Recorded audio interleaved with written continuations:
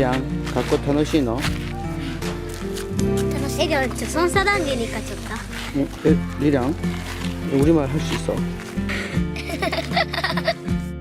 내가 태어나 자란 곳은 일본. 우리 엄마 아빠도 일본에서 태어났고 우리 할머니 할아버지도 일본에서 태어났어요. 하지만 내 고향은 제주도. 충주 할아버지가 일제시대 때 그곳에서 건너오셨습니다. 나는 제일통포 4세입니다. 내가 다닌 학교는 우리 학교. 정확히는 조선 저중고급 학교이지만 우리는 그냥 우리 학교라고 불러요. 여기서 조선은 우리나라가 분단되기 전에 조선을 말합니다. 우리는 우리 학교에서 교복으로 저고리를 입고 직접 만든 교과서로 우리 말과 역사를 배워요. 우리나라가 일제에서 해방됐을 때 일본에 있던 우리 동포는 200만이었어요. 그중 여러 문제가 겹치면서 60만 명 정도가 남았어요. 그렇게 일본에 남은 우리 할머니 할아버지들이 제일 먼저 한 일은 빼앗긴 우리 말과 역사를 자식들에게 되찾아주는 것이었습니다. 그래서 일본 전국에 우리 학교가 많이 세워졌습니다. 그런데 일본 정부는 우리 민족이 만든 우리 학교를 싫어했어요. 우리 학교를 강제로 폐쇄하고 학생들을 일본 학교로 편입시켰죠. 그 과정에서 많은 동포들이 다치고 경찰에 끌려가고 학생이 총에 맞아 죽기까지 했어요. 하지만 우리 할머니 할아버지들은 굴하지 않고 맞서 싸워 다시 우리 학교를 세웠습니다. 일본 정부의 우리 학교 탄압은 지금까지 이어지고 있습니다. 우리는 그 10년대까지 일본 학생이라면 모두 살 수 있는 정철 전기통 학원도 살 수 없었고 아무리 실력이 좋아도 일본 공식 체육대회에는 나갈 수도 없었어요. 거기다 저고리를 입은 학생들을 향한 습격 사건이 늘어나면서 우리는 이제 학교 밖에서는 저고리를 입지 못하게 되었어요.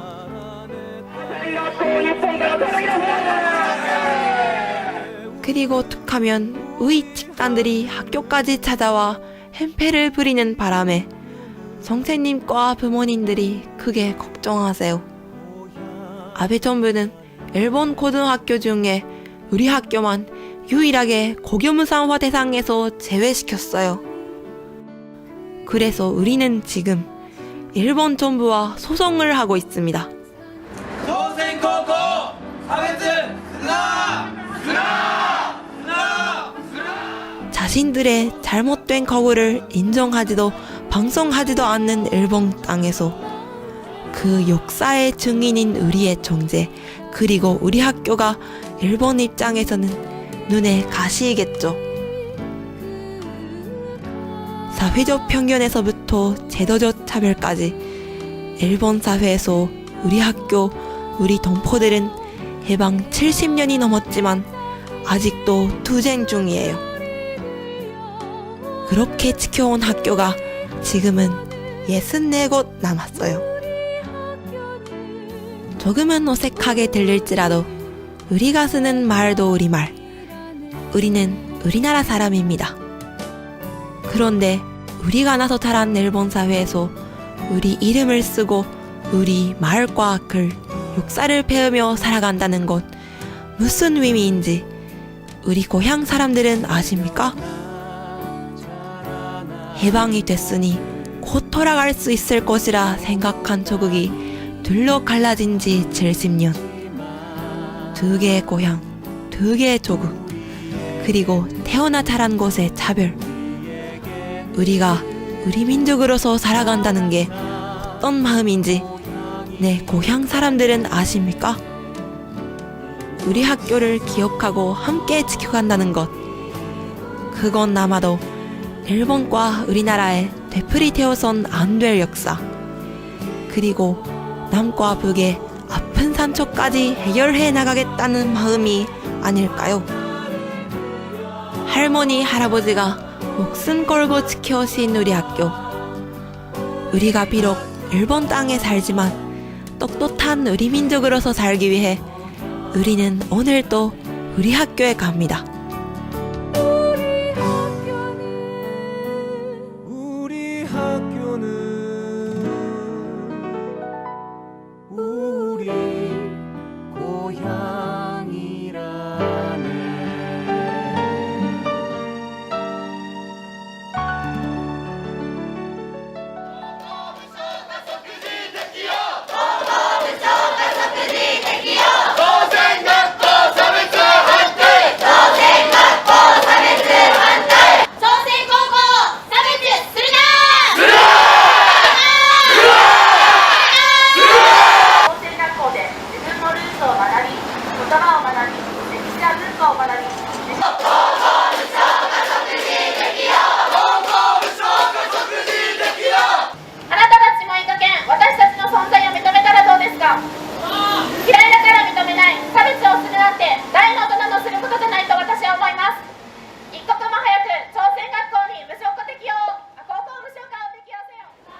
아무리 조선민족 굿즈를 가졌다고 해도 조선학교 안 다녔으면 아마 일본 사람으로서 살았다고 생각합니다. 조선학교가 있었기 때문에 나는 나로서 살 수 있고 나는 조선 사람으로서 살 수 있습니다.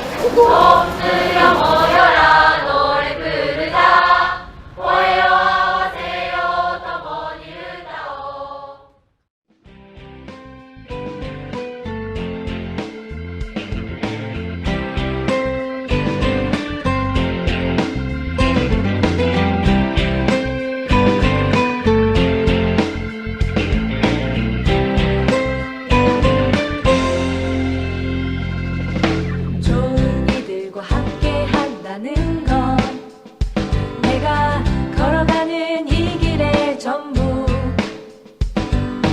우리 시작도 좋은 이들과 함께 사는 세상, 그것을 꿈꾸었기 때문이죠.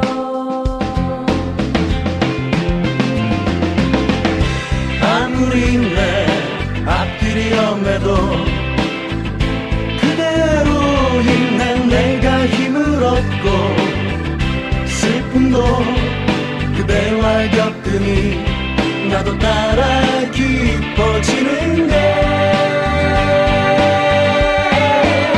언제나 당신에게 내가 더 좋은 사람이 될 수 있도록 더 커지고 맑아져 그대 좋은 것 될 수 있도록.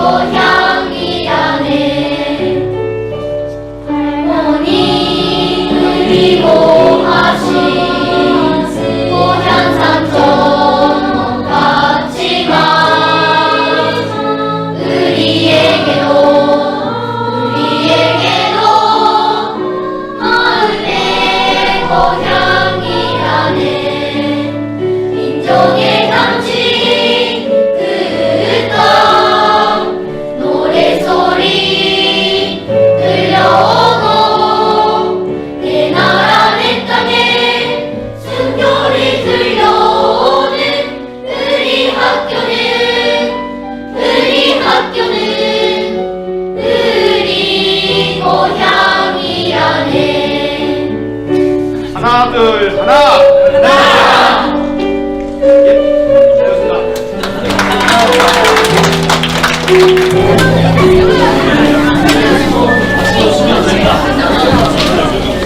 예, 고맙습니다. 자, 하나. 자, 찍겠습니다. 자, 하나, 둘, 셋. 품속에 그려본 사랑하는 조국은 하나였네. 조생각고 목이다 요호모 고고모 소가니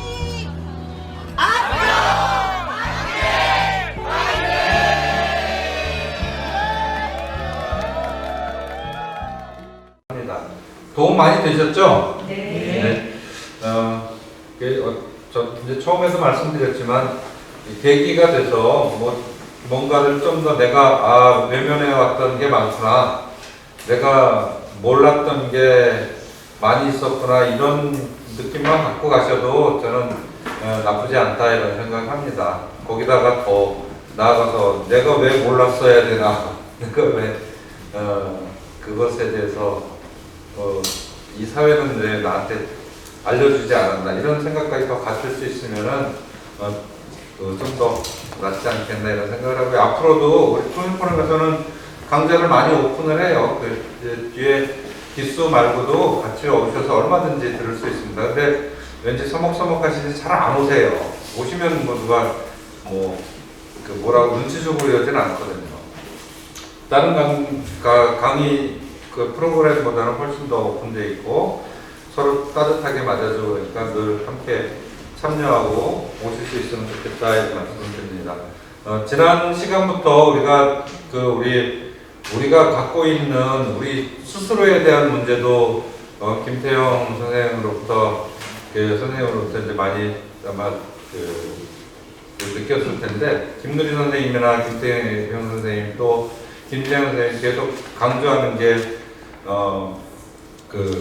분단이 우리한테 준 것에 대해서, 분단의 문제가 얼마나 우리의 일거수일투족 태어나서부터 죽을 때까지 얼마나 많은 영향을 끼쳤는지 이거에 대해서 우리는 너무도 모르고 너무도 편하게 자연스럽게 살아가고 있는 그런 나를 발견하게 됐잖아요. 그래서 그런 상황들을 배운 거고, 또 지난번에 디아스포라에 대해서 같이 신대원 선생님과 함께 고려인 또 사할린 어르신들, 그들이 사는 모습, 그들의 역사에 대해서 이동하면서 같이 배웠던 거고요. 오늘은 되게 중요한데 거의 관심 있는 사람들 빼고는 아무도 모르는 제1조선인학교, 우리 학교를 중심으로 그들의 어떤 삶의 과정에 극히 일부겠지만 그것에 대해서 정말 오늘도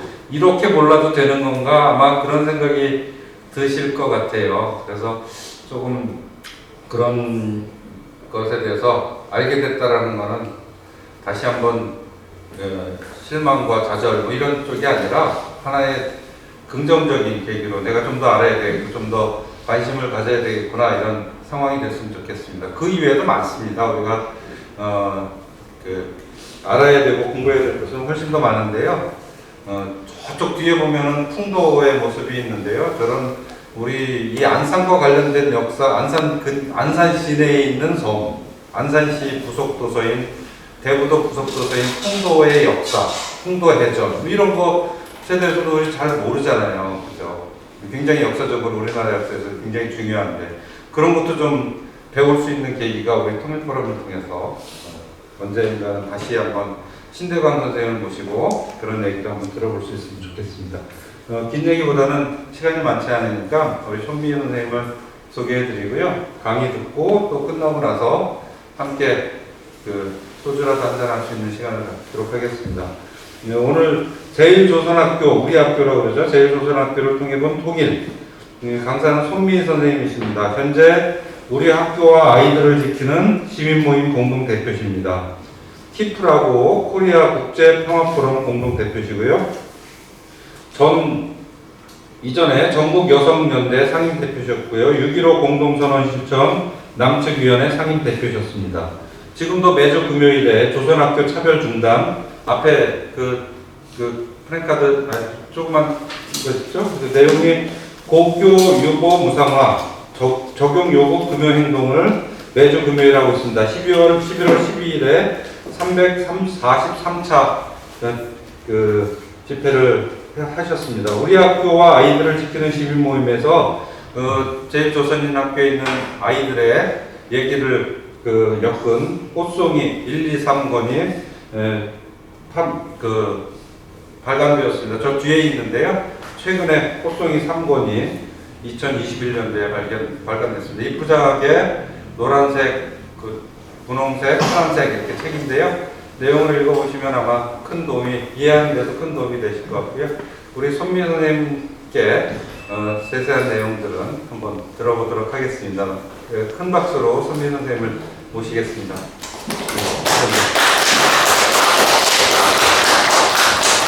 제가 부산 사람이고 말이 굉장히 빠릅니다. 그러다 보니까 혹시 또 못 알아듣는 분이 계신데 또 마스크까지 해가지고 잘 전달이 안 될까봐 열정적으로 얘기해도 침은 튀기지 않게끔 조심하겠습니다. 예. 맨 마지막에 여기 계신 선생님들이 다 보셨는데 사실 저 짧지만 저 비디오 동영상 하나만 봐도 제가 사실 설명을 할 필요가 없어요. 저것만 봐도 우리 제일동포들의 역사, 그들이 어떻게 살고 있고 오늘은 어떻게 살아가고 있는가, 우리는 그들과 함께 어떻게 손잡아야 할 건가 사실 잘 보여줍니다.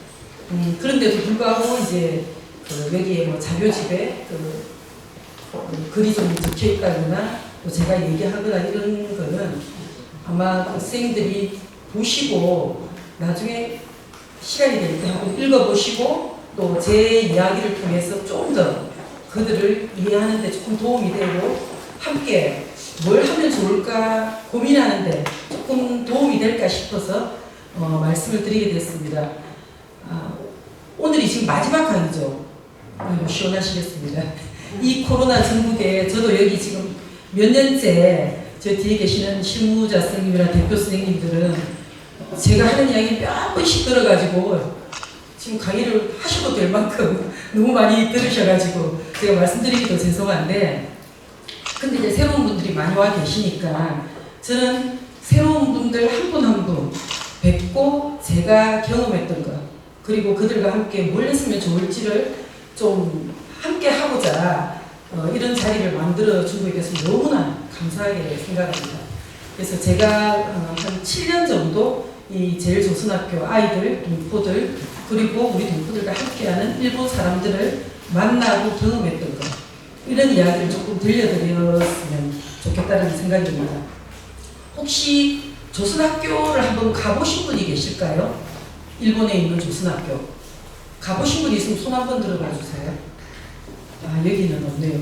제가 강의 가면 가끔씩 그리고 또 이전 시기에 많이 가보셨더라고요. 물론 지금은 저희들도 코로나 전국에 못 가고는 있고 그래도 요즘은 이제 줌이라는 이 좋은 문명이 있어가지고 그렇게나마 동포들과 아이들을 만나고 있긴 한데 아무래도 직접 만나고 안고 손잡고 이게 비교할 수가 없는 거죠. 그래서 동포들과 우리는 줌으로 만나지만 또 다른 이산가족이 돼가지고 빨리 만나기를 사실 바라고 있습니다. 일본에는 우리 동포들, 제일동포라고도 이야기하고 제일교포라고도 얘기하고 그리고 조선적이라고도 얘기하고 조선인이라고도 얘기하는 이런 우리 동포들이 살고 있습니다. 아까 영상에서도 나왔지만 60만 정도의 우리 동포들이 살고 있습니다. 이 동포들은 일제시대 일본의 강제징용에 의해서 일본으로 다 끌려가서 1세, 2세, 3세, 4세 지금은 아이들은 5세까지 지금 일본에서 살고 있습니다. 그리고 아까 영상에서 발음이 조금 귀에 익지 않은 이런 걸로 나레이션을 했던 친구가 있잖아요. 제일동포 4세입니다. 우리 동포들의 말투는 어머니, 아버지가 집에서도 쓰고 학교에서도 배우고 하지만 그 동포들의 말투라는 게 있습니다. 우리처럼 이렇게 우리도 도시마다 말투가 다른 것처럼 그 제일동포들의 그 말투가 있는데 이게 이제 우리 조선 학교에서 다 배우는 그런 말투입니다. 이렇게 일제시대 때 끌려가서 지금 5세까지 살고 있는 우리 동포들은 일제시대에 일본에 끌려가서 45년 8월 15일 해방을 받게 됐습니다. 그리고 해방이 되어서 고향으로 돌아간다라고 했는데 여러 가지 이유로 돌아가지를 못하게 됩니다. 예를 들면 남쪽에서는 비민정책을 핍니다. 그냥 일본 사람으로 살아라. 돌아올 필요 없다. 이승만 정권에서 그런 이야기를 한 거고 200만의 동포들이 살다가 140만이 돌아갔다라고 하는 것은 대부분이 북이 고향의 사람들은 거의 다 돌아갔습니다. 남쪽이 고향이거나 이러저러하게 돌아가지 못한 사람들이 남은 게 이제 60만이죠. 우리 동포들은 45년 8월 15일 해방을 맞고 일본에 남게 되니까 가장 먼저 한 일이 조직을 만들고 학교를 만들었습니다. 200만 중에서 140만이 돌아가고 나니까 60만이 모여서 우리 동포들이 조직을 만들었습니다. 조련이라는 동포들이 조직을 만들고 그리고 46년 4월 달에 제일 먼저 한 게 학교였습니다. 언젠가는 돌아갈 고향 땅에 갈 때 우리말, 우리 글을 알아야만 돌아갈 수 있지 않겠는가 이렇게 해서 국어 강습소를 만들었습니다. 이 국어 강습소는 돈 있는 자 돈으로, 힘 있는 자 힘으로, 지식이 있는 자 지식으로 이렇게 슬로건을 내걸고 운동장에 돌 하나부터 시작해가지고 김치 공장, 김치 만들어서 팔고 이 등짐 찌는 공장 그리고 신발 공장 가서 일하면서 그 돈을 벌고 모아서 동전 다 모으고 돈만 생기면 학교 만드는데 갖다 대면서 만든 학교가 조선학교입니다. 그래서 이 60만 동포들이 만든 이 조선학교는 일본에 있는 우리 동포들의 정신적 지주입니다. 그리고 경제적 공동체이고 정신적인 모든 것을 지탱해주는 힘이 실제 조선학교입니다. 이 조선학교에서 우리말 글과 정신을 배우면서 지금 아직까지 오늘을 살고 있는 게 우리 동포입니다. 근데 이렇게 어렵게 45년 해방 이후에 46년 학교를 만들고 그때 당시 일본 전국 각지의 학교를 다 세웠습니다.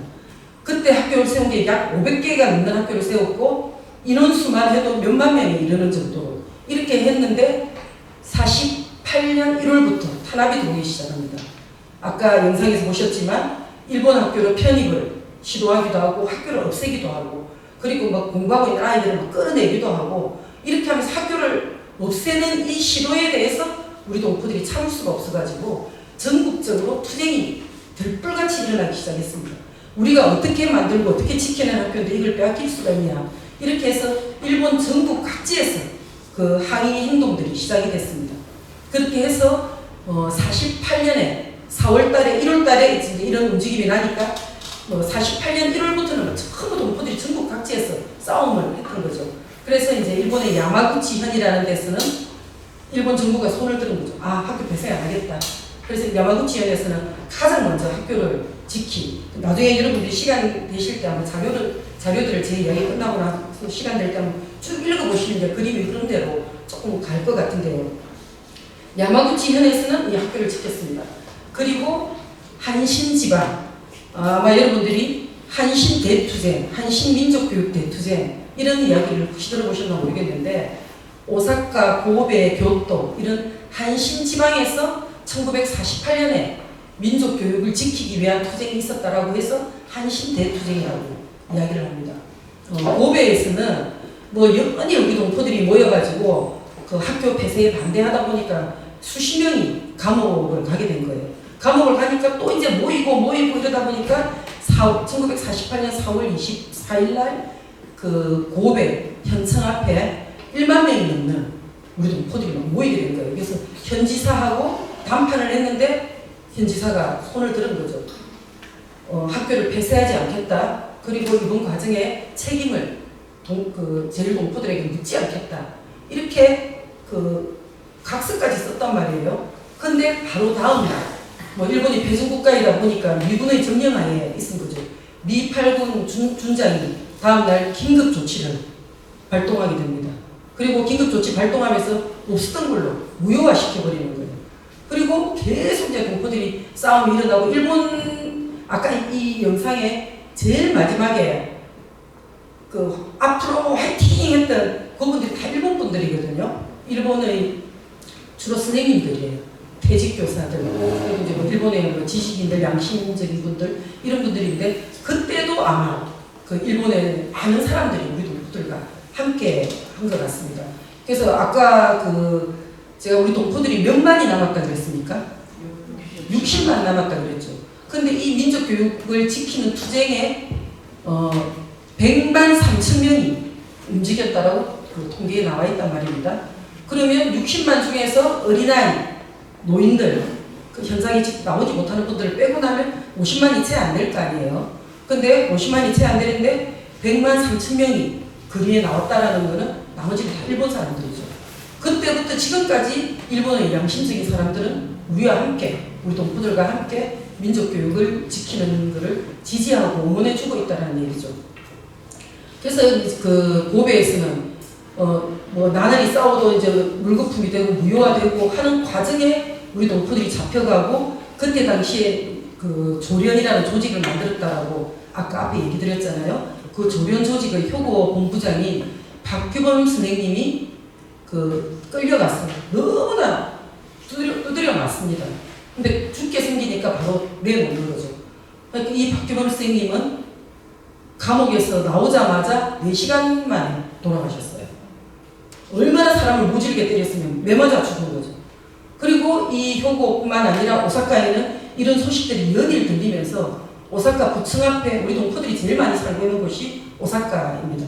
그래서 오사카 부청 앞에 동포들이 연일 모이는 거죠. 이때 모인 인원이 아까 말씀드린 그 100만 3천 명 정도가 모였다고 합니다. 그리고 여기서도 싸움하는 와중에 발포 명령이 나자마자 지금 해산하지 않으면 쏘겠다 하나 둘 셋 만에 총을 바로 쏘은 거죠. 그때 16살 김태일 소년이 그 자리에서 즉사를 했습니다. 그래서 박규범 선생님, 김태일 소년 이 두 사람의 죽음뿐만 아니라 수천 명이 잡혀가고 군사재판에 넘어가고 그 다음에 강제노역으로 가고 부상을 당하고 이러면서 우리 동포들이 학교를 어렵게 48년 지켰습니다. 근데 바로 그 다음에 49년도에 또 똑같이 일본 학교를 편입하고 폐쇄하고 동포들은 싸우고 이런 과정에 367개 학교가 또 폐쇄되기도 했습니다. 지금 현재 일본에 있는 조선학교는 유치원, 초급, 중급, 고급 그리고 북해도부터 저 아래 후쿠오카까지 일본 전역에 걸쳐서 65개의 초, 중급 학교를 하나로 치면 그리고 135개 학교가 겨우겨우 유지를 하고 있습니다. 70년 이상 우리 동포들이 싸워가면서 목숨과 바꿔가면서 지켜낸 학교가 조선학교입니다. 그리고 이 조선학교에서 우리말과 글 그리고 고향과 조국이라고 나눠서 부르는 이 동포들은 고향 땅 돌아가려를 기다리면서 오늘도 우리말을 배우고 있습니다. 근데 우리는 이게 이제 조선학교라고 얘기를 하는데 이 조선이라는 말은 해방 전부터 썼던 일제시대 이전부터 썼던 조선이란 조선민족이라고 하지 않습니까? 이 조선 이야기입니다. 그리고 46년에 조선학교를 했는데 분단되고 남과 북의 양쪽 정부가 서고 그리고 이제 뭐 그 분단이 확실히 되고 난 뒤에도 여기는 조선학교로 남고 북으로는 거의 다 돌아갔지만 남으로 돌아가지 못한 사람은 고향 땅으로 돌아갈 그날을 기다리면서 이 있는 동포들은 남쪽을 고향이라고 부릅니다. 근데 우리가 학교를 가보면 북쪽을 조국이라고 부릅니다. 그래서 갔던 사람들이 이상하다라고 얘기하는 거죠. 남쪽을 고향이라고 하는데 왜 북쪽을 조국이라고 합니까? 이해가 안 된다. 이런 이제 질문을 했었어요. 저희들이 이제 학교 방문을 했을 때 그 학교의 선생님이 아이들에게 이제 질문을 합니다. 할아버지, 할머니, 아버지, 어머니가 북쪽이 고향인 사람 손들어 보세요. 이러면 거의 없어요. 근데 남쪽이 고향인 사람 손들어 보세요. 거의 대부분입니다. 지금은 뭐 일본에서 태어나고 뭐 이런 분들이 더 많긴 하지만 그래서 남쪽에도 제일 많은 곳이 어디일 것 같습니까? 제주도. 예, 제주도. 제주도 4.3이랑 무관하지 않습니다. 끌려가기도 하고 도망가기도 하고 뭐 제주도가 가장 많습니다. 그리고 많은 곳이 어디겠습니까? 경남, 전남, 바닷가 쪽입니다. 뭡니까? 끌고 가기 가장 좋은 거, 배 태우기 가장 좋은 거. 충청도가 제일 적습니다. 경상북도, 뭐 여기가 또 좀 적고요. 근데 이제 이분들은 고향이지만 한 번도 가보지 못한, 아까 영상에서도 할아버지 말씀하시던 고향 땅에 가보지는 못했지만 이게 아직까지 한 번도 고향 땅을 와보지 못한 사람들이 너무나 많습니다.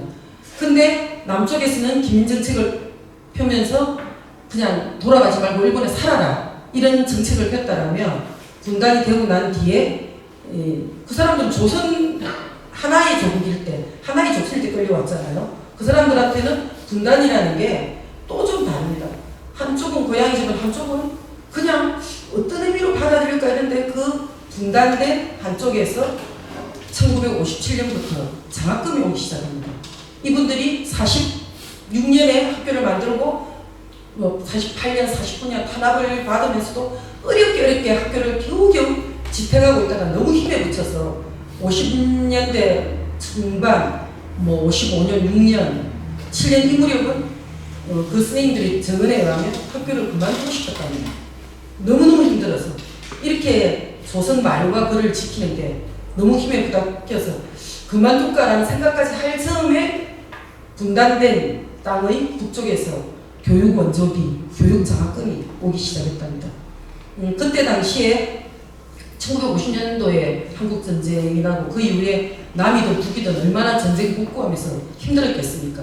분단된 땅에서 서로를 미워도 하고 또 자기 땅에 있는 사람들과 함께 살아가는 이런 것들도 함께 해야 될 때인데 모든 걸 포기하고 싶을 때 이제 원조금이 오면서 그때 그렇게 전해온 말씀이 그런 거라고 했습니다. 동포들의 말에 의하면 북에 있는 그때 당시 이제 김일성 주석에서는 남의 나라 남의 땅에서 자기 말 자기 글 자기 정신을 지키려고 오늘 또 살아가고 있는 이런 애달픈 우리 동포들이 있는데 우리 땅 이곳에 병원 하나 학교 하나 공장 하나 짓지 않더라도 짓지 못하더라도 말과 글을 배우려는 우리 동포들과 아이들을 배우게 해야 한다. 그들을 지원해야 한다. 이러면서 57년부터 교육 원조비와 장학금을 이번 2021년 4월 15일에도 약 우리 돈으로 하면 22억에 해당되는 돈을 보내왔습니다. 그래서 57년부터 올해까지 거의 64년 동안 한 해도 그러지 않고 우리가 주로 이제 통일 수업들을 좀 많이 들으셨겠지만 북에서는 고난의 행군이라고 했던 어려운 시절들이 있지 않았습니까? 기근도 들고 뭐 농사도 그리고 미국의 제재를 받으면서도 어렵게 정말 그 목숨 부지하고 그걸 이겨내고 있는 그 어려운 시간이 그 해에도 교육 원조금은 오히려 더 높여서 보냈답니다. 그래서 해외에 있는 동포들을 어떻게 여기는지 이런 것들을 잘 볼 수 있다라고 얘기를 하면서 그 이야기를 설명해 주는 선생님이 여러분 같으면 어떻게 하겠습니까? 우리에게 질문을 했습니다.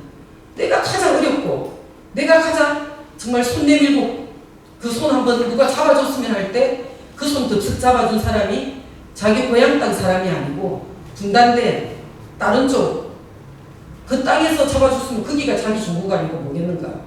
그래서 우리 동포들은 특히 지금 이제 3세, 4세, 5세는 또 좀 다르긴 한데 1세, 2세 할머니, 할아버지, 그 아버지, 어머니 세대는 그 어려웠던 시절에 손잡아준 그 고마움을 아직도 잊지를 못한답니다. 그리고 지금까지 보내온 돈이 약 5천억에 이르는. 근데 지금 이제 남쪽 정부에서 한 번씩 그런 이야기를 합니다. 물론 정부가 이야기를 하는 건 아니지만 그 일본에 있는 동포들을 조금 알고 있는 국회의원 또 국회의원 보좌관 이런 쪽에서 이제 저희들한테 연락이 오기도 하고 토론을 하기도 하고 이러는데 너무나 제일 동포들이 역사를 모르는 얘기를 해요. 저 청년이 손을 떼면 한국 정부가 돈을 대줄 건데 어렵게 살고 있으면서 그냥 그 손 떼고 이 돈 받으면 되지. 이렇게 대한민국에는 재외동포 기금이라는 게 있답니다. 물론 뭐 독일에 있는 그리고 뭐 러시아에 있는 중국에 있는 우리 이런 동포들에게 재외동포 기금을 주는데 일본으로는 가지 않는다라는 거죠. 그 이유가 청년이 움직이고 있어서 안 된다라고 이야기하고 북의 그 영향권이 있어서 안 된다. 이런 이야기를 한다라는 거죠. 그래서 지금이라도 그 손을 떼면 우리 정부가 좀 도와줄 텐데 이런 말도 안 되는 그 70여 년의 역사를 돈 몇 푼과 어떻게 바꾼단 말입니까? 그렇게 어렵게 학교를 지탱하고 지키고 있을 때는 한국 정부는 아무 역할도 안 했단 말입니다. 근데 지금 와서 물론 안타까운 마음에 그렇게 할 수도 있지만 우리 제일동포들의 역사, 조선학교의 역사를 너무나 모르고 사실은 하는 얘기인 거잖아요. 그래서 우리 동포들은 오늘도 남쪽을 고향이라 부르고 북쪽을 조국이라 부르면서 분단이 빨리 끝이 나고 통일이 되는 그날 본인들은 비로소 고향이든 조국이든 돌아갈 수 있다고 생각을 합니다. 그리고 조선적이라고 얘기한 거는 분류기호의 국적이 아닙니다. 무국적자예요. 그래서 우리가 그 일본을 가면 국평사라고 절이 있는데 그 주지 스님이 그런 말씀을 하셨습니다. 그 우리 동포들이 돌아가시고 나면 어디 묻히기가 어렵다는 거예요. 그리고 본인들은 죽더라도 고향 땅에 가고 싶다라는 것 때문에 그 유골을 국평사라는 절에 다 모셔놓습니다. 그 국평사 지하에 가면 뭐 말도 못하는 그 유골들이 거의 산처럼 쌓여 있습니다. 고향 땅으로 가기 위해서 기다리고 있는 분들이죠. 근데 그 국평사 주지스님이 우리는 조선적이 아닙니다. 무국적자고 우리는 남도 북도 아닙니다. 그냥 해외에서 공중에 떠 있는 사람들이에요. 남과 북이 통일이 되어서 우리가 적어도 국적을 가질 수 있고 고향 땅이든 어디든 돌아갈 수 있는 이 날을 우리는 기다립니다.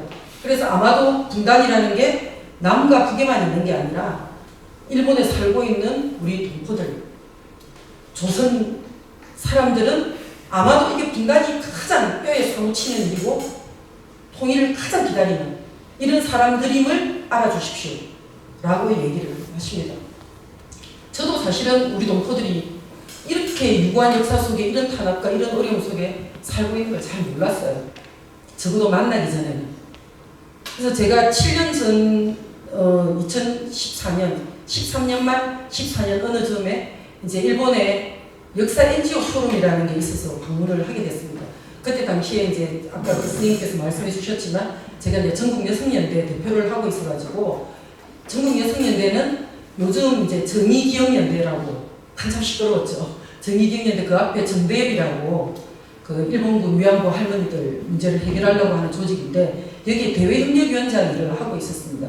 그래서 일본군 위안부 문제로 그 역사 NGO 포럼에 참여를 했는데 뭐 물론 이제 남쪽에서 간 사람들은 강제징용 문제라든지 교과서 왜곡 문제라든지 그다음에 일본군 위안부 문제라든지 주로 이제 이런 걸로 포럼을 하게 됐단 말입니다. 근데 함께 참석했던 일본의 아까 영상 마지막에 앞으로라고 얘기했던 그 선생님이 하세가와라는 선생님인데 그 일본 분이 한 3, 40분 동안 조선 학교에 대한 연설을 하셨어요. 일본 사람이. 그러면서 쭉 이제 남쪽에서 온, 한국에서 온 사람들이 많으니까 여기 한국에서 나름대로 역사인식을 가지고 오신 분들 그리고 통일인식을 가지고 오신 분들이 이 자리에 있는 걸 알고 있는데 당신들 동포들 문제를 모른 척하고 외면하는데 무슨 과거사를 바로잡고 무슨 통일을 얘기합니까? 분단이 여기에 있습니다. 근데 여러분들은 왜 모르는 척 하십니까? 이런 연설을 하셨어요.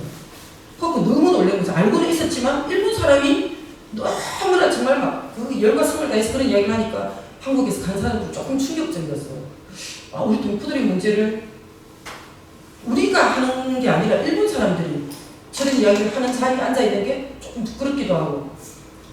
근데 그분이 뒤에 또 한마디 더 하셨어요. 제일동포들은 자기를 만나면 자꾸 고맙다고 얘기하는데 너무 불편하다. 그런 이야기 좀 그만해라. 왜 나한테 고맙다라고 얘기하냐. 고마워하지 않아야 된다라고 얘기를 하는 거예요. 자기는 제일동포들을 위해서 이렇게 조선학교의 문제라든지 학생들의 인권의 문제라든지 이런 걸 말함이 아니라 일본의 미래를 위해서 하는 거다. 자라나는 일본의 미래가 과거사를 제대로 반성하지도 못하고 사죄하지도 못하고 자기 자신은 자기의 미래를 이렇게 해서 어떻게 바로 갈 수 있겠냐. 일본의 미래를 위해서 나는 이 운동을 하고 이 활동을 하는 거니까 제발 나를 보고 고맙다라고 하지 마라. 나는 나를 위해서 하는 거고 우리 일본을 위해서 하는 거고 일본의 미래를 위해서 하는 거다. 라고 딱 얘기를 하시는 거예요. 그때부터 하여튼 뭔가 모르게 마음이 불편한 거예요. 우리 동포들의 문제를 일본 사람이 여전히 일본의 양심적인 사람이 있지만 일본 사람이 말하기 조금 불편한 거예요. 어쨌든 간에 일본 사람들 입에서 우리 동포들 이야기를 들어야 하나? 우리는 어떻게 뭘 함께 할 수 있지? 이제 조금 고민이 되고 불편하고 이렇게 했는데 이제 그 이른바 말하면 오늘 여러분들도 가게 되실 친교의 시간, 뒤풀이 시간 이런 게 이제 일본에서 있었어요.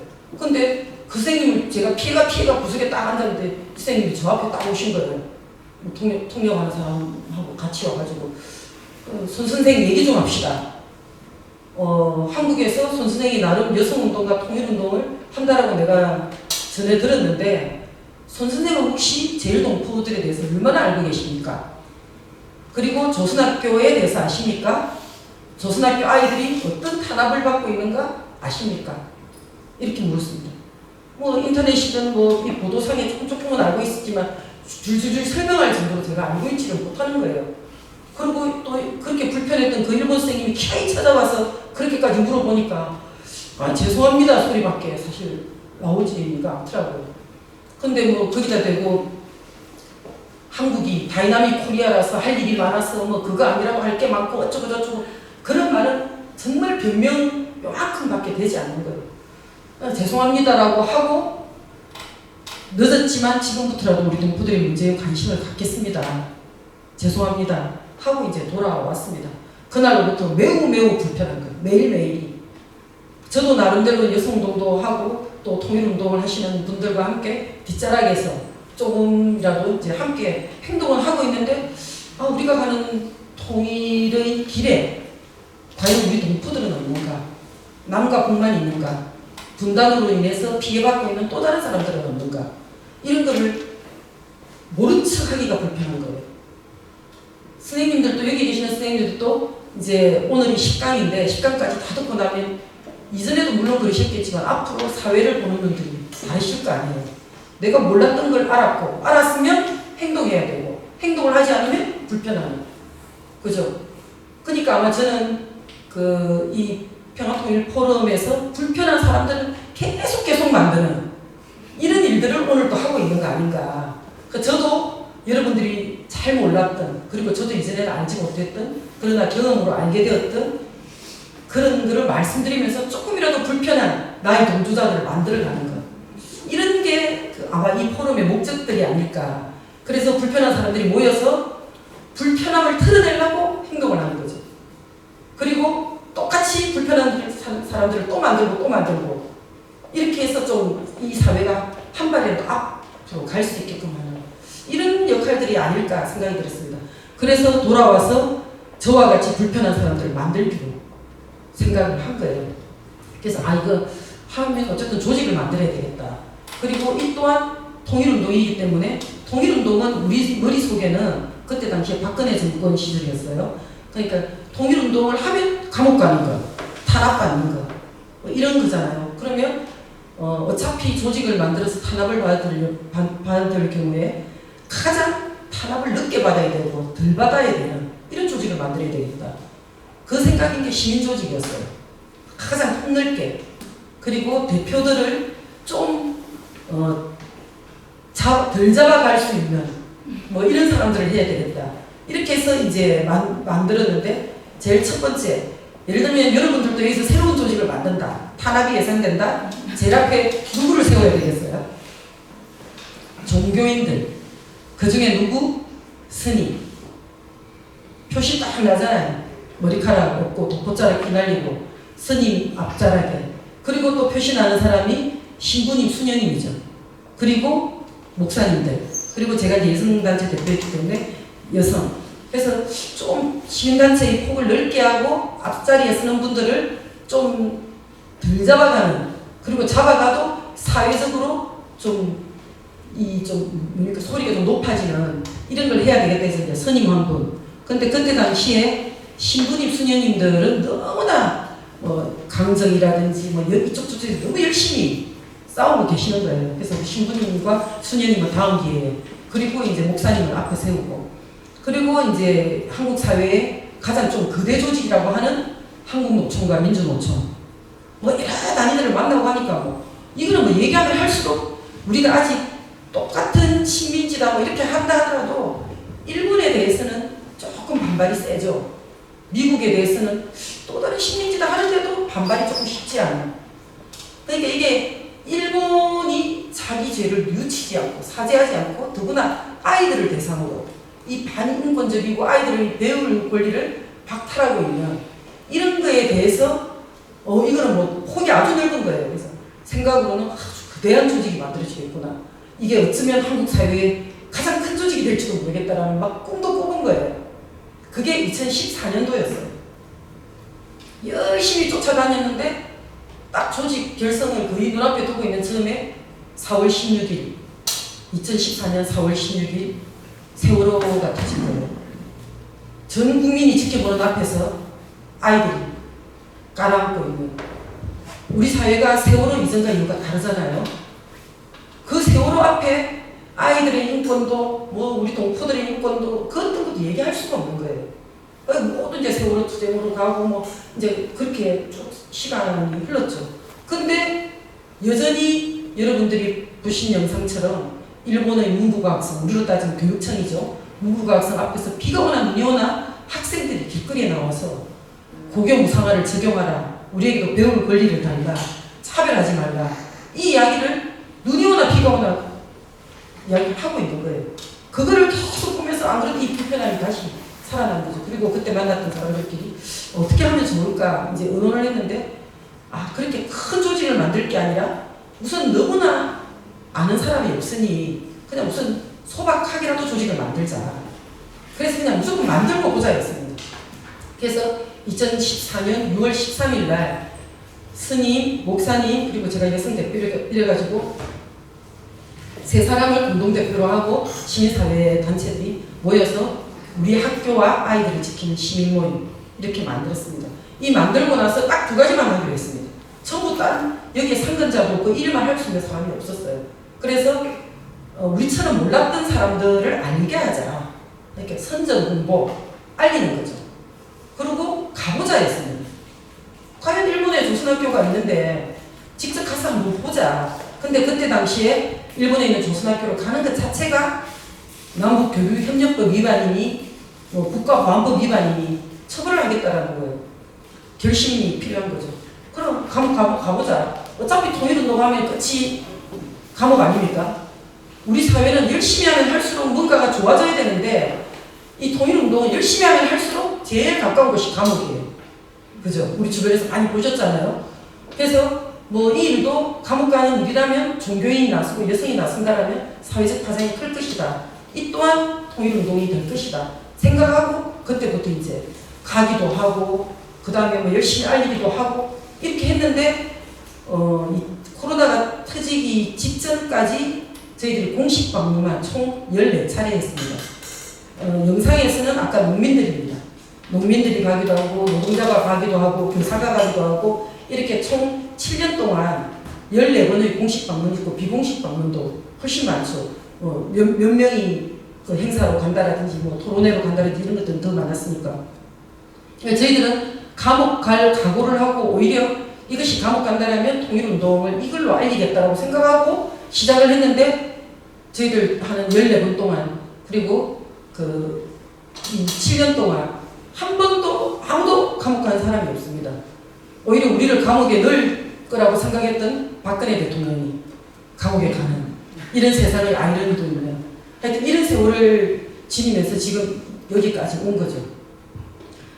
그리고 한 가지 더 좀 소개를 드리고 싶은 거는 아까 60만 우리 동포들과 함께 싸워왔던 그 일본의 양심적인 사람들, 오늘도 싸우고 있는 사람들.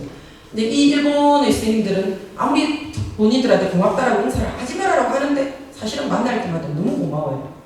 이분들은 본인들의 양심 그리고 본인들의 전 세계의 평화와 인권 문제라면 이 조선 학교 문제, 제일 동포들의 문제를 해결하지 않으면 이게 의미가 없다고 생각하는 사람들이에요. 근데 뭐 우익들이 와가지고 조선 학교 뭐 어디로 가라, 김치 냄새 난다, 그리고 막 그 치마 저고리를 찢기도 하고 그 아이들이 학교 앞에 우익들이 와서 계속 이렇게 하면 나이 많은 선배들이 그 어린 아이들 초, 중, 고급 학교들이 많거든요.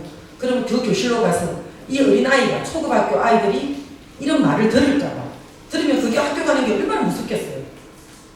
두렵고 조선 사람으로 산다는 게 어린아이한테. 그러면 그 언니 오빠들이 아이를 안고 귀를 막 이렇게 두드린답니다. 두드리면서 계속 노래 부르면서 아이가 못 듣게. 이게 뭐 북이랑 일본이랑 관계가 안 좋아진다든지 조금 정세가 안 좋으면 여지없이 우리들이 학교 앞에 찾아와서 스피커 대놓고 계속 노래를 틀고 소리 지르고 그러면 언니 오빠들이 내려가서 아이들 귀를 막고 이 풍경이 이제 이걸 본 일본 분들이 도저히 안 되겠다. 그리고 특히 이제 일본은 4월달이 입학식인데 아이들 입학하는 그 길에 계속 욕을 한답니다. 돌아가라고 조센징 뭐부터 해가지고. 그러니까 이때 이제 일본 분들이 한 달 정도를 호위무사라고 해서 학교 앞에 양쪽으로 도열해가지고 인간 터널을 만든답니다. 아이가 그 속에 지나가게 하고 노래를 틀고 박수를 치고 너희가 학교 가는 길이 이렇게 즐겁고 우리가 응원해주는 거다.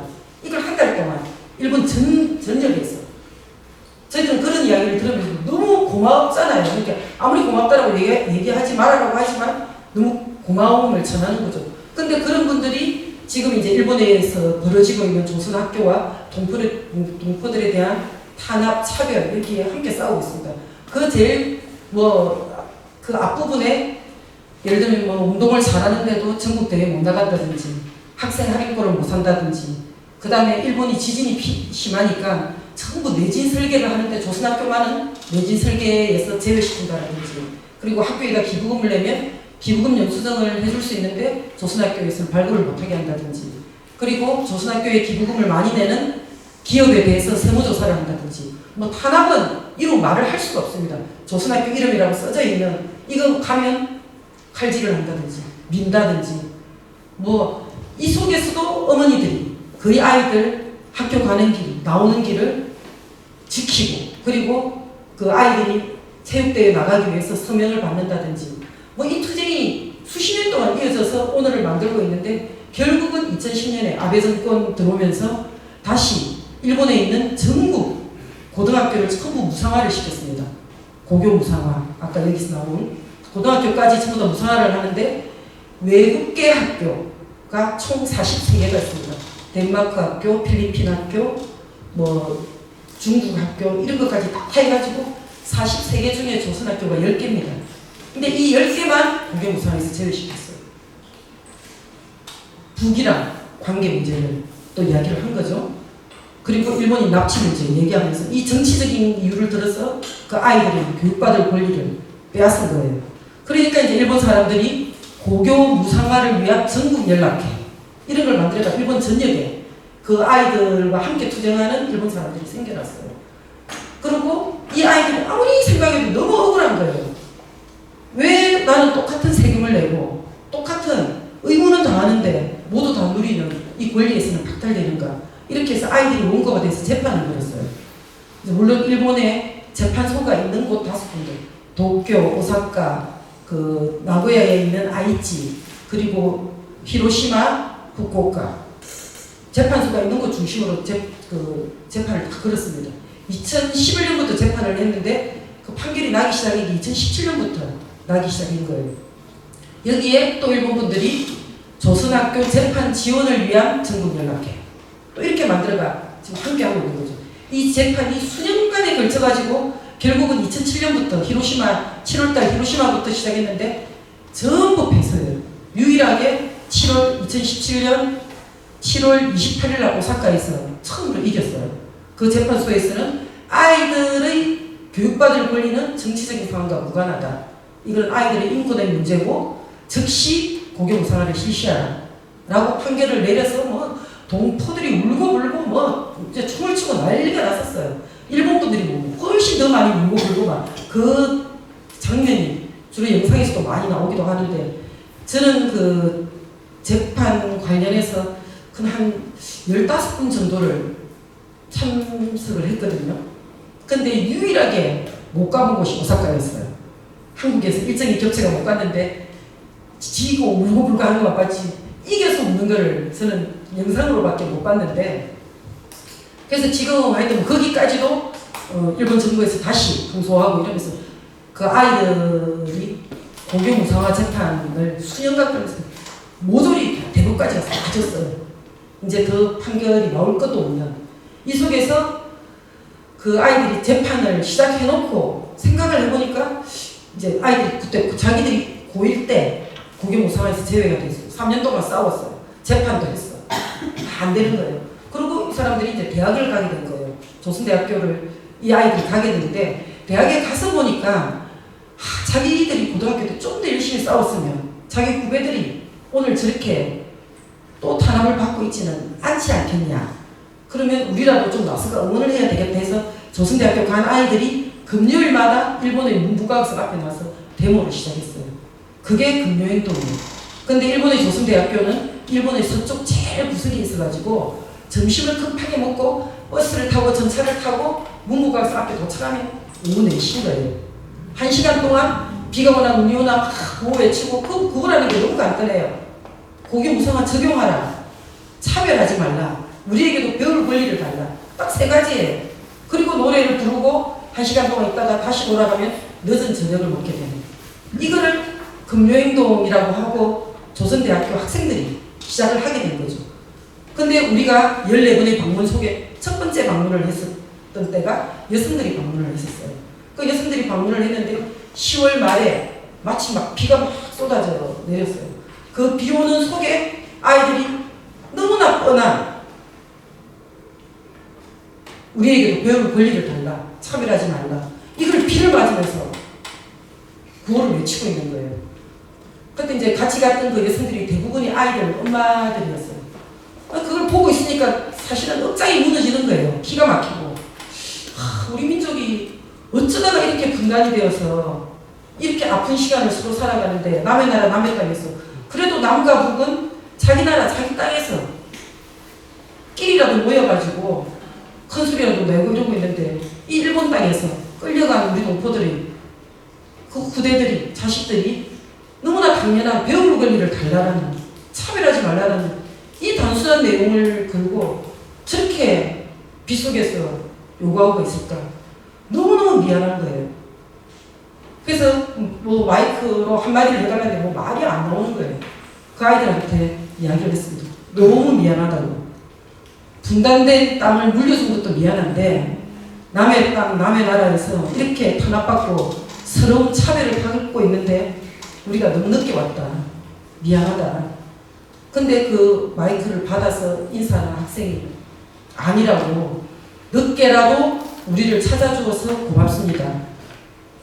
우리도 이제 고향 땅에서 우리를 응원하는 선생님들이 계시고 어머니 아버지들이 계시니까 얼마나 힘이 나는지 모릅니다.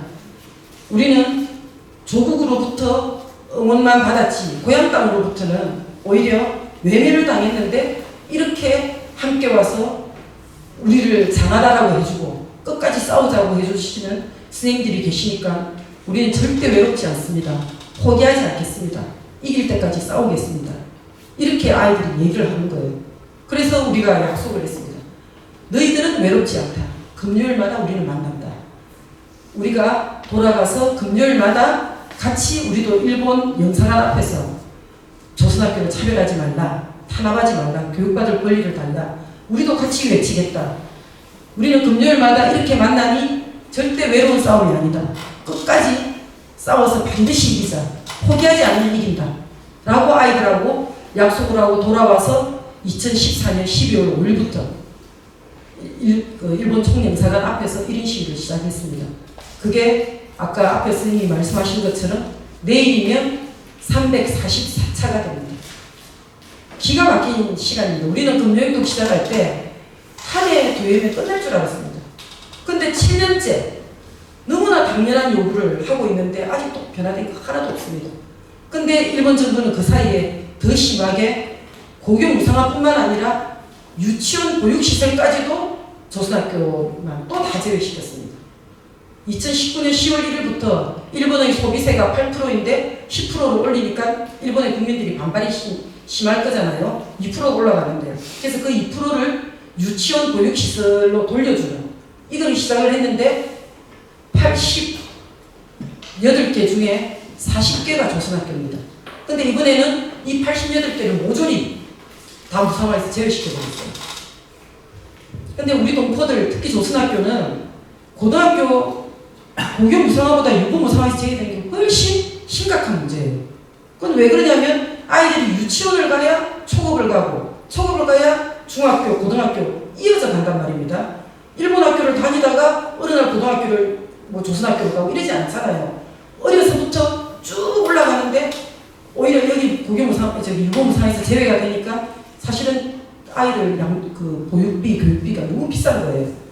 일본 학교는 싼데 그렇다고 거기를 보내지 못하고 숫자도 적고 그러니까 먼 거리를 보내야 되고 소학교부터는 기초학교를 보내야 되고 그러니까 이게 처음부터 차단이 되는 거잖아요. 기회가. 그러니까 이 완전히 동포들은 이거는 48년에 한신교육투쟁의 버금가는 투쟁이다. 민족교육이 어쩌면 뿌리가 뽑힐지 모른다. 이렇게 해서 더 적극적으로 지금 나서고 있습니다. 그리고 마치 외국계 학교 유치원까지도 다 하다 보니까 여기가 다 단결하게 된 거죠. 연대운동이 시작이 된 겁니다. 그러니까 일본 정부가 지금은 조금 주춤거리고 있는데 얼마나 비열한 수를 쓰냐면 전체를 안 된다 이러면 외국계 학교가 다 들고 일어나니까 우리로 따지면 도시별로 부산, 서울, 인천 이런 거 별로 지자체가 알아서 한다 라는 걸로 해서 그러면 뭉쳐서 싸우지를 안 하잖아요. 그리고 지자체별로 유치원 보육시설이 되는 아주 까다로운 조건 여기 되는 데가 있고 안 되는 데가 있고 작은 데는 안 되잖아요. 소도시로 가면. 그러니까 뭐 도쿄 정도나 오사카 정도가 된다 이러면 거기만 하게 했으면 딴 데는 싸움을 못 하잖아요. 그러니까 이런 식으로 분열을 하고 있으니까 우리 동포들이 받아들이지 않겠다. 지자체별로는 안 되고 우리는 다 같이 유치원 유고 무상화를 실시하면 같이 받을 것이고 아니면 다 같이 거부하겠다. 근데 여기에 이제 외국계 학교들도 붙어가고 지금은 연대투쟁이 되다 보니까 일본 정부가 좀 고심을 하고 있습니다. 이것 또한 아직도 결판이 안 났습니다. 이렇게 우리에게는 어쩌면 하루하루가 평범한 일상 아무렇지도 않게 자기 옷을 입을 수 있고 자기 이름표를 달 수 있고 자기 말을 표현할 수 있는 이런 것들이 남의 나라 남의 땅에서 어쩔 수 없이 살게 된 우리 동포들은 하루하루가 투쟁입니다. 자기 이름표를 숨겨야 하고 전철에서 이른바 피해당할까봐 이름을 내지도 못합니다. 그래서 나중에 고성이 일에 보면 어떤 친구가 그런 글을 씁니다. 나는 비겁하다. 나 이름을 마음껏 내고 다니지도 못하는 이러면서 내가 조선 사람이라고 할 수 있을까 하고 자책하게 되는. 그럼 아이들이 무슨 죄입니까? 그 이름표 하나 가지고 고민을 하게 만드는 게 지금의 일본 땅입니다. 그리고 여학생들의 교복이 치마저고리인데 가방이 무겁습니다. 치마저고리를 입고 길거리 다니지 못합니다. 칼질을 내리니까. 그러니까 학부모와 학교에서 너무 위험하다고 아이들한테 제2 교복을 만드는 겁니다. 그냥 일반 옷을 입고 다니고 학교 안에 들어오면 치마저고리로 갈아입는. 그러니까 여학생들의 가방은 늘 무거울 수밖에 없는. 그래서 자기가 입고 싶은 입어야 되는 자기 옷도 제대로 하나 못 입게 만드는 이런 게 일본 땅이라는 거죠. 이 속에서 오늘 또 하루하루가 투쟁이 이 아이들이 있다는 것을 우리는 알아야 될 것 같습니다.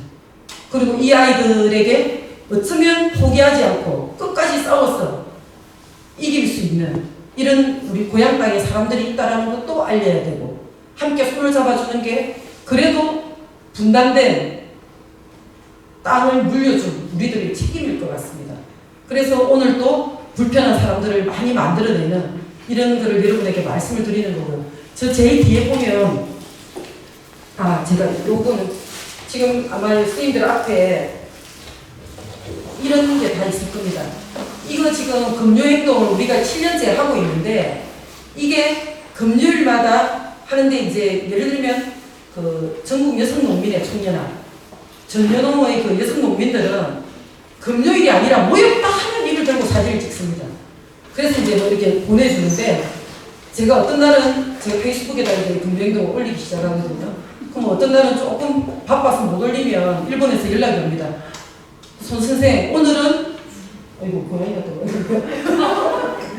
손 선생 오늘은 금요행동이 없었으니까 이렇게 동포들이 기다리고 있다는 거죠. 고향 땅에서 응원해주는.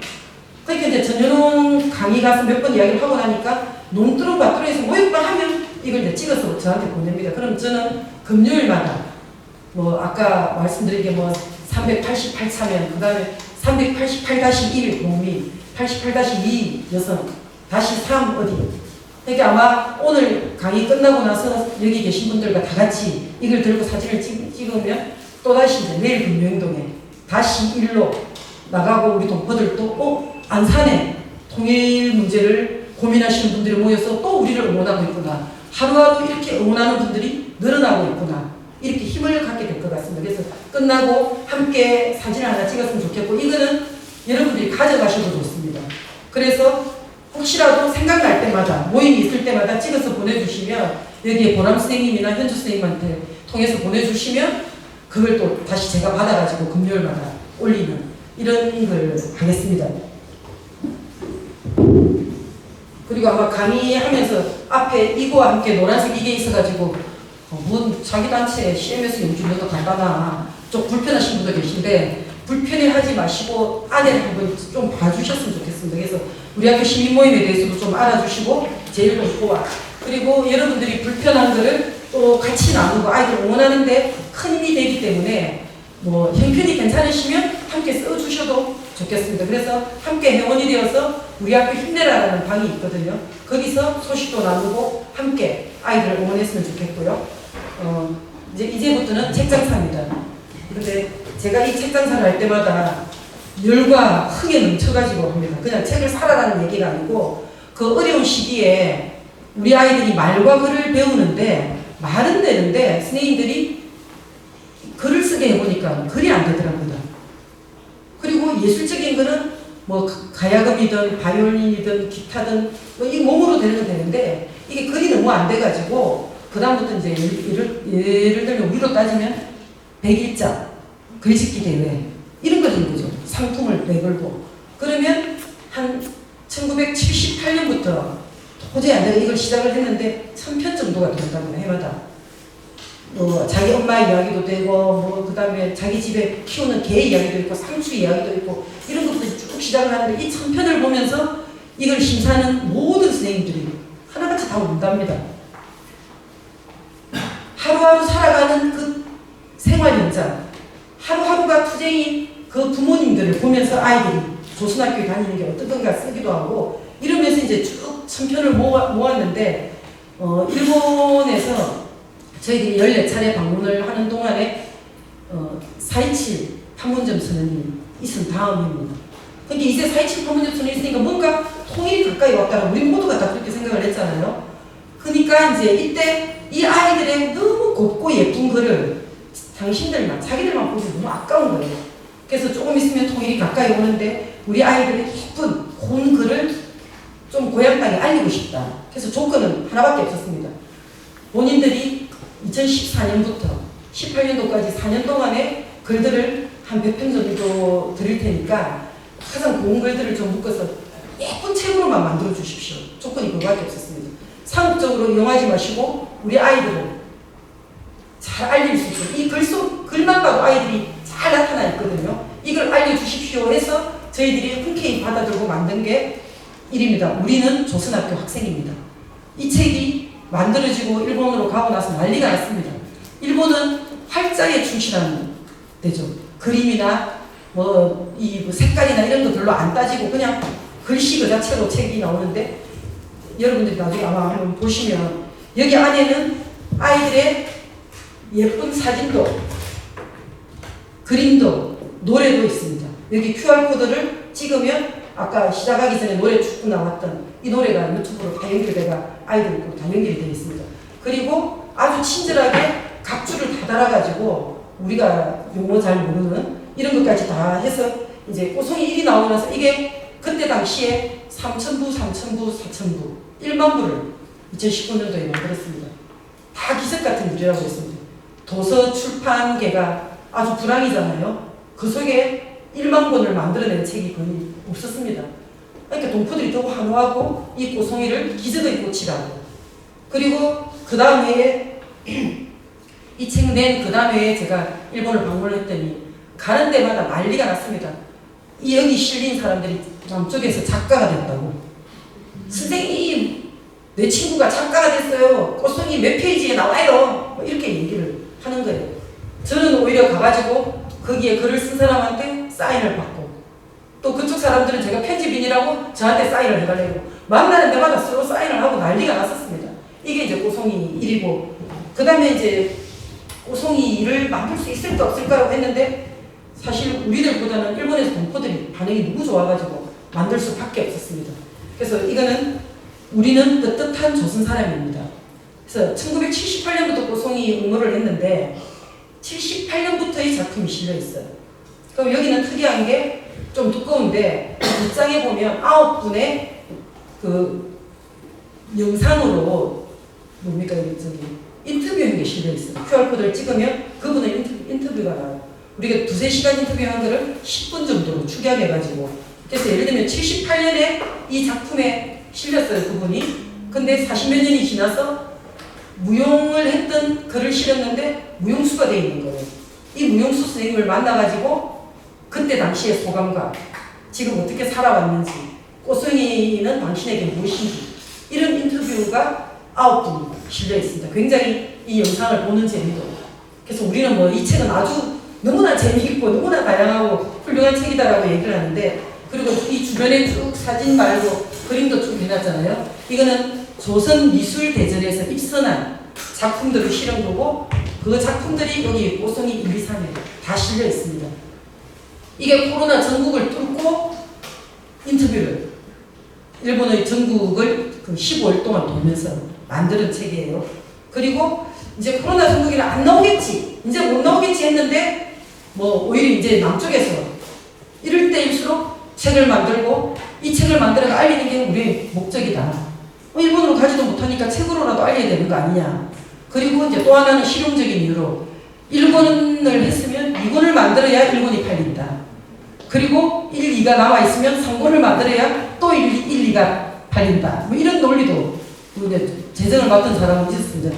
그리고 정말 통일을 바라는 그 간절한 마음을 모아서 우리는 통일로 달려갑니다. 속에 아이들이 통일에 관한 열망, 염원, 그 주변에 있었던 일을 한 게 지금 이제 꼬송이 3, 우리는 통일로 달려갑니다. 근데 다른 사람들은 좀 걱정을 해요. 매년 4.27에 맞춰서, 4.24에 맞춰서 이게 전부 다 4.24 민족교육투쟁 시기에 다 나왔습니다. 2019년 4월 24일, 20년 4월 24일, 그리고 21년 4월 24일. 그래서 22년 4월 24일에 사건이 나오냐 안 나오냐 묻는 분들이 많은데 만드는 사람은 자신이 없고 주변에서는 저러다가 또 나올 거다. 그러면 혹시라도 내년에 여러 선생님들 또 만나게 되면 또 다른 색깔의 책을 또 들고 오게 될지는 모르겠습니다. 그래서 제가 책장사 같이 얘기를 하지만 선생님들이 이 책을 한번 차분히 봐주시면 아이들이 보이고 동포가 보이고 그 그림과 글과 사진 속에 우리가 이 아이들과 어떻게 손을 잡아야 되는가의 나의 마음이 보일 거라고 생각합니다. 그래서 한 해를 살더라도 더 먼저 사는 우리들이 이 아이들이 살 미래에 우리가 뭘 할 것인가를 조금 더 고민하면서 이 아이들이 손을 잡는 그런 불편한 여러 사람들을 만들어가는 그런 나날들이 되었으면 좋겠습니다. 네, 고맙습니다.